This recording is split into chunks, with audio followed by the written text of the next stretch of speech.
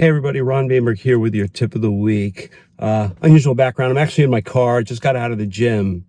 And this week's tip of the week is actually a little bit different. And it came from inspiration today in a conversation that I just had with a gentleman in the locker room.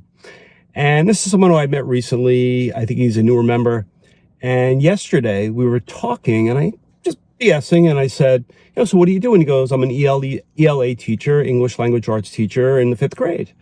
And somehow the conversation, and there was another gentleman yesterday, that it just morphed into how with AI and everything else that, teaching is becoming more and more challenging. People don't want to read.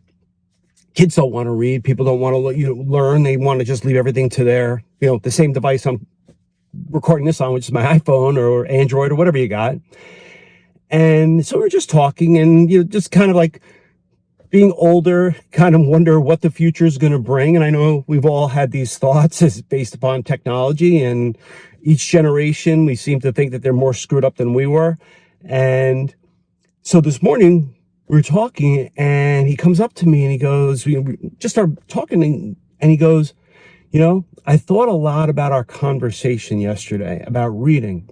And he goes, every day in class, I start off with a quote, an inspirational, motivational quote to my class, my 5th graders.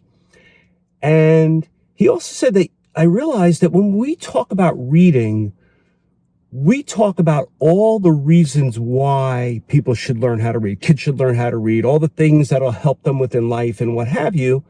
And that's pretty much, he said, the standard conversation that goes on. But after our conversation, he thanked me this morning. He goes, our conversation about reading inspired him. And I'm like, I really didn't think I did anything. But he said, he goes, yesterday in class, I asked the kids why they want to read. And we went around the room and they were all giving feedback, he said, about why they wanted to read. And then they went into whatever reading lesson it was. And he goes, they were more engaged than ever.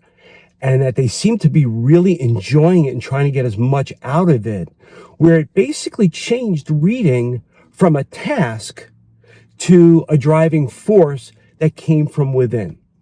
And for those of you that have been around me, for quite some time, you've heard me say over and over, what is your why? What's your driving force? What is your purpose for doing something?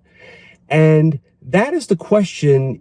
If you don't come up with an answer that's inspiring and it's from within, it's not what somebody else tells you, it's what you want, then it gets harder to do what you need to do every single day. But if you really take the time to figure out, why do I want to be great at what I do? Why do I want to grow?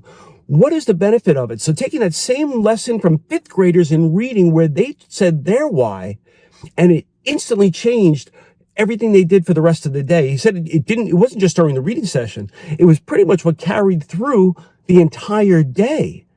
And that's a gift you can give yourself.